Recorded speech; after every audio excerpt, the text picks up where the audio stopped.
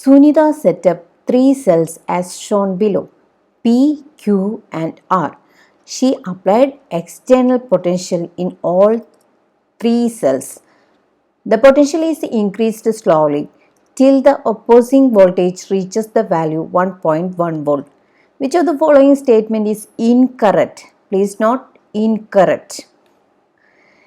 The first option, electrons flow from zinc rod to copper rod, hence current flows from copper to zinc in case P. P കേസിലാണ് ഇത് ഈ ഡയഗ്രത്തിൽ anode is zinc.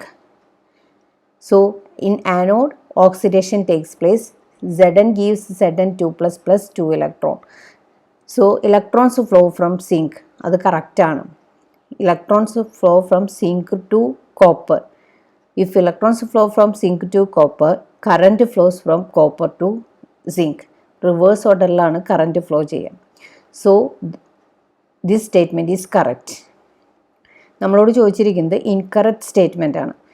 The chemical reaction takes place in case Q till the opposing voltages reaches 1.1 volt. Q എന്ന് പറയുന്ന cell ഇതാണ്. Opposing voltage 1.1 volt വരെ വരുന്നവരെ chemical reactions take place ചെയ്യുന്നു. Opposing voltage reaches 1.1 volt. ശരിയാണ്, കാരണം ഇതൊരു ഗാൽവാനിക് സെല്ലാണ്. പിന്നെ ഇവിടെ പറഞ്ഞിട്ടുണ്ട് ഓപ്പോസിങ് വോൾട്ടേജ് 1.1 വോൾട്ടാണ്. അപ്പോൾ കെമിക്കൽ റിയാക്ഷൻസ് ആണ് നടക്കുക. Chemical reaction changes to electricity production. And next is zinc is deposited at the zinc electrode and copper dissolves at the copper electrode in case P. ഇത് തെറ്റാണ്. ഈ case നമ്മൾ പറഞ്ഞതാണ് zinc Zn gives Zn2 plus 2 electron. ഇവിടെ നടക്കുന്ന reaction ഓക്സിഡേഷനാണ്. സിങ്കിന് ഓക്സിഡേഷനാണ് നടക്കുന്നത്.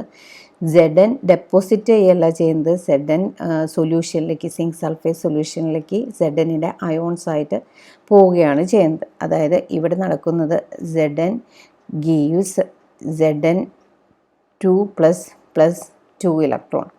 And ഈ electron salt bridge വഴി ഇപ്പുറത്തെ സെല്ലിലേക്ക് വരും. അതായത് കോപ്പർ സൾഫേറ്റ് സൊല്യൂഷനിൽ ഏതാണ് ഇലക്ട്രോഡ് ഡിപ്പ് ചെയ്തിരിക്കുന്നത്? Copper electrode dipped in copper sulphate solution. അവിടെ വന്ന് ഈ രണ്ട് ഇലക്ട്രോൺ Cu2 പ്ലസ് അയോൺസിലേക്ക് കയറും. Cu2 plus ions accept these 2 electron and copper is deposited. അപ്പോൾ ഡെപ്പോസിഷൻ നടക്കുന്നത് കോപ്പറിനും, zinc dissolves in zinc sulphate സൊല്യൂഷനുമാണ്. അപ്പോൾ ആ സ്റ്റേറ്റ്മെൻറ്റ് തെറ്റാണ്. സോ ഇനി നെക്സ്റ്റ് കൂടി നോക്കാം.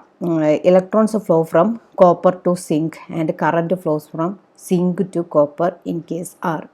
അത് ശരിയാണ്, കാരണം ഈ 6 സെല്ലിൽ സിങ്ക് കാത്തോഡാണ്, കോപ്പർ ആനോഡാണ്. എപ്പോഴും ആനോഡിൽ ഓക്സിഡേഷനാണ് നടക്കുക, അതായത് റിലീസ് ഓഫ് ഇലക്ട്രോൺസ് ആണ് നടക്കുക. കാത്തോഡിൽ ഡെപ്പോസിഷനാണ് നടക്കുക, കാത്തോഡിൽ റിഡക്ഷനാണ് നടക്കുക. അപ്പോൾ അത് ശരിയാണ്. അപ്പോൾ